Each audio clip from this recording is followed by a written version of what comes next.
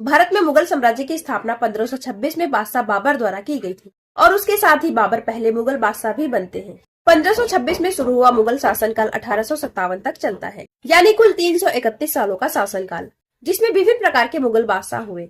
पर पूरे मुगल काल में सबसे महान शासक तीसरे बादशाह अकबर को ही माना जाता है। पर ऐसा क्यों? इसके कई कारण है। सबसे पहला कारण है कि अकबर का साम्राज्य विस्तार की नीति। अकबर ने सबसे पहला कार्य साम्राज्य का विस्तार किया था। उन्होंने अपने दादा और पिता से विरासत में मिले साम्राज्य का आकार 3 गुना कर दिया, जिससे यह एक विशाल साम्राज्य बन गया। इसके अलावा उन्होंने केंद्रीकृत संघीय सरकार की स्थापना भी की, जिसमें प्रशासन को प्रभावी ढंग से चलाने के लिए राज्यपालों को शक्तियाँ दी गई थी। इसके साथ ही बादशाह अकबर सभी धर्मों के प्रति उदार थे और अपनी सभी प्रजा के साथ समान व्यवहार करते थे, जिसमें उन्होंने सद्भावना को बढ़ाने के लिए दीन ए इलाही नामक एक सिद्धांत की स्थापना भी की थी, जिसका मुख्य उद्देश्य सभी धर्मों को समान मानना था। इसके साथ ही उन्होंने कई प्रकार की सामाजिक बुराइयों को भी खत्म किया, जैसे जजिया कर को समाप्त करना। जजिया वो कर था जो गैर मुसलमानों पर लगाया जाता था। अकबर को कला और संस्कृति के महान संरक्षक के रूप में भी जाना जाता है। उनके दरबार में विभिन्न प्रकार के कलाकार और कवि भी थे और ऐसे ढेरों उदाहरण है जिसमें बादशाह अकबर को एक महान शासक के रूप में दर्शाया गया है।